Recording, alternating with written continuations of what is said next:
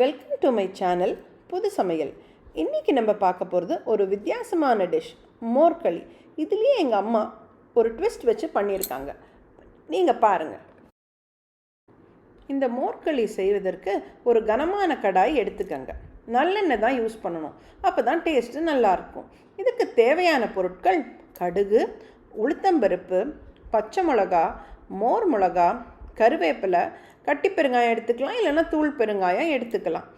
1 cup அரிசி மாவு அளவு நான் எடுத்திருக்கேன். அதுக்கு தேவையான அளவு 1.5 ஸ்பூன் உப்பு. அடுத்து இதுக்கு முக்கியமான தேவை, 1 கப் அரிசி மாவுக்கு 4 கப்பு புளிச்ச மோர். நான் சொன்னேன் இல்லையா ஒரு ட்விஸ்ட் இருக்குன்னு, அதுதான் இந்த சின்ன வெங்காயம். யூஸ்வலாக மோர்களியில் சேர்க்க மாட்டாங்க. எங்கள் அம்மா இந்த வாட்டி ட்ரை பண்ணாங்க, ரொம்ப பிரமாதமாக இருந்தது. நீங்களும் ட்ரை பண்ணி பாருங்கள். இப்போ நம்ம அந்த புளிச்ச மோரில் அந்த 1 கப் அரிசி மாவை போட்டு கட்டி இல்லாமல் நல்லா கரைச்சி வச்சுக்கோங்க. கடாயில் எண்ணெய் ஊற்றுங்க. 2 குழிக்கரண்டி அளவு நல்லெண்ணெய் ஊற்றணும். கொஞ்சம் எண்ணெய் நிறையா ஊற்றினா தான் இது நல்லா இருக்கும். கடாயில் இப்போ எண்ணெய் நல்லா காஞ்சதும் கடுகை முதல்ல போடுங்க. கடுகு நல்லா வெடித்ததும் உளுத்தம்பருப்பு போடுங்க. உளுத்தம்பருப்பு நல்லா செவந்ததும் பெருங்காயம் போடுங்க. அதுக்கப்புறம் நம்ம மோர் மிளகாய் வச்சுருக்கோம் இல்லையா, ஒரு 4-5, அதையும் போடுங்க. அது நல்லா கொஞ்சம் பிளாக் ஆகணும். ரொம்ப பிளாக்காக தீய விட்றாதீங்க.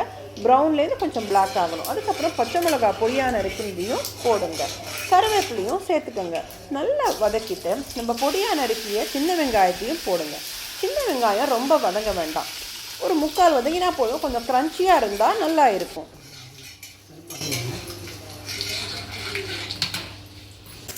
இப்போ நம்ம வெங்காயம் 3/4 வதங்கினதும் நம்ம கரைச்சி வச்சுருக்கோம் இல்லையா அந்த புளிச்ச மோரோட அரிசி மாவு, அதை சைட் பை சைட் ஊற்றுங்க.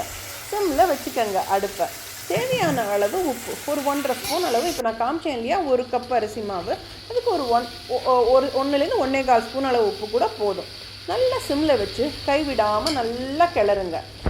அப்போ தான் கட்டி தட்டாமல் இந்த மோர்களி நல்லா வரும். சிம்லே வைங்க. ஒரு 10 நிமிஷத்தில் இந்த மோர்களி ரெடி ஆகிடும். உங்களுக்கு பதம் பார்த்தாலே தெரியும், தொட்டால் ரொம்ப ஒட்டவே ஒட்டாது, அல்வா மாதிரி நல்லா திரண்டு வரும்.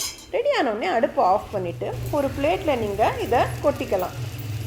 அப்புறம் அழகாக ஸ்ப்ரெட் பண்ணிவிட்டு நீங்கள் டாப்பிங்கை இட்லி மிளகா அப்படி போடலாம். உங்களுக்கு காரம் பிடிக்கும்னா. எங்கள் அம்மா எப்பயுமே கொஞ்சம் காரசாரமாக தான் சமைப்பாங்க.